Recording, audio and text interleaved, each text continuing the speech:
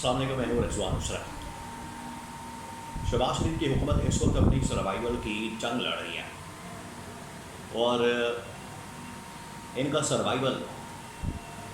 اس بات کے اوپر ڈپینڈ کرتا ہے کہ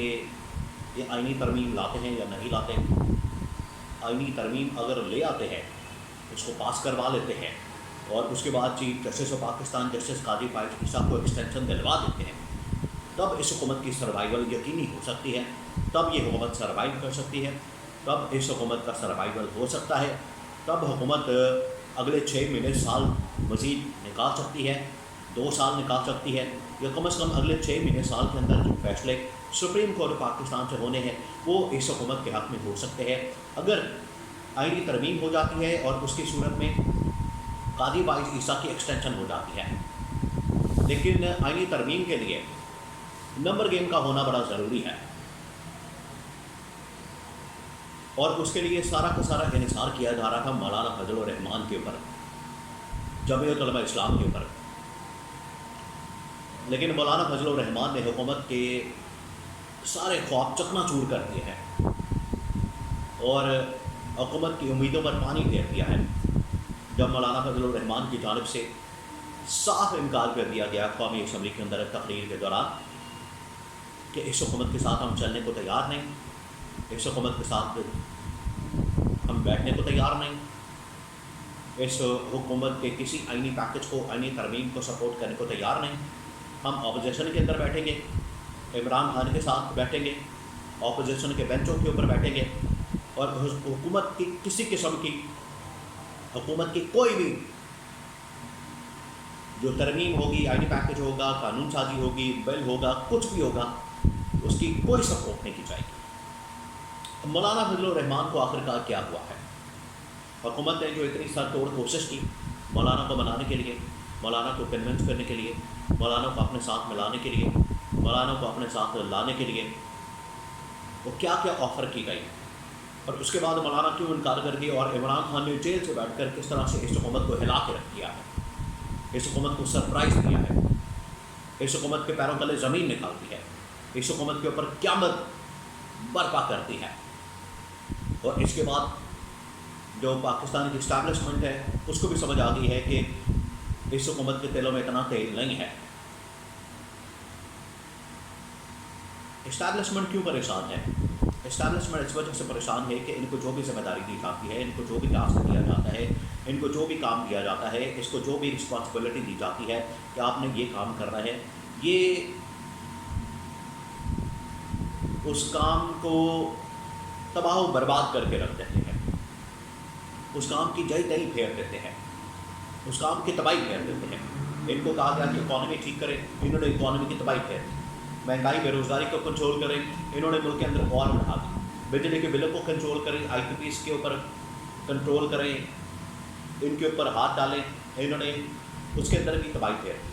ان کو کہا گیا کہ عالمی سطح پر پاکستان کی آئسولیشن کو ختم کریں، انہوں نے مزید آئسولیشن کے اندر اضافہ کر دیا۔ ان کو کہا گیا کہ IMF کے ساتھ مذاکرات کریں، سعودی عرب، چین،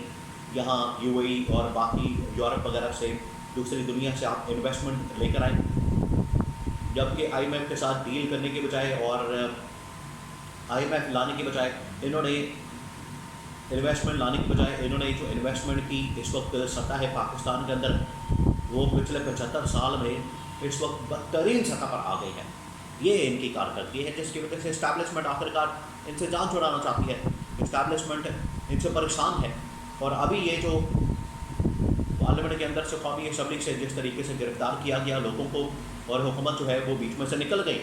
اور اس نے واردات ڈالی، اس نے 2 نمبری کی، اور یہ سارے کام جو ہے اسٹیبلشمنٹ کو ڈال دیا، اس کے اوپر بھی اسٹیبلشمنٹ کو بڑا غصہ ہے۔ تو اسٹیبلشمنٹ کو جو اس سے پریشانی ہے حکومت سے، وہ تو ایک علیحدہ ہے، لیکن مولانا نے جو گیم ڈالی ہے اور عمران خان نے جو سرپرائز دیا ہے اس کے بارے میں بڑی اہم ترین انفارمیشن میرے پاس موجود ہے، وہ آپ کے ساتھ میں شیئر کرتا ہوں۔ دیکھیں، حکومت نے مولانا کو منانے کے لیے کیا کیا آفر نہیں کیا۔ مولانا فضل الرحمان کو منانے کے لیے مولانا کی شرائط کے اوپر عمل درآمد کرنے کا کہا، مولانا کی شرائط کے اوپر کہا کہ ہم بالکل راضی ہیں اور آپ کو وہ تمام چیزیں دیں گے جو آپ کی ڈیمانڈس ہیں، اور وہ کیا کیا تھا؟ وہ تھا کے پی کے اندر گورنرشپ، وہ تھی 4 سے 6 وزارتیں وفاق کے اندر، وفاقی کابینہ کے اندر، اس کے بعد ڈپٹی چیئرمین شپ کا عہدہ، ڈپٹی چیئرمین کا عہدہ۔ ایون کہ مولانا فضل الرحمان تو صدر بھی بننا چاہتے تھے، لیکن یہ صدر ان کو بنا نہیں سکتے، یا صدر بنانے کے پوزیشن میں نہیں، کیونکہ وہاں پر پیپلز پارٹی ماننے کو تیار نہیں ہوتی۔ پھر بلوچستان کے اندر گورنمنٹ میں شیئر، تو یہ تمام چیزیں جو ہیں وہ نون لیگ نے سن لی۔ نون لیگ نے سننے کے بعد اسٹیبلشمنٹ کے ساتھ بھی اور پیپلز پارٹی کے ساتھ بھی تبادلہ خیال کیا اس بارے میں کہ مولانا کی یہ ڈیمانڈس ہے۔ پیپلز پارٹی نے تو صاف انکار کر دیا کہ نہ ہم گورنر کے پی وہ مولانا کو دیں گے، نہ ڈپٹی چیئرمین شپ کا عہدہ جو ہے، نہ چیئرمین شپ کا عہدہ سینٹ کا وہ مولانا کو دیں گے، اور نہ ہی ہم بلوچستان کے اندر اپنی پوزیشن سے وڈرا کریں گے اور مولانا کو کوئی اس میں شیئر دیں گے۔ اسٹیبلشمنٹ نے کہا کہ آپ پہ سب کچھ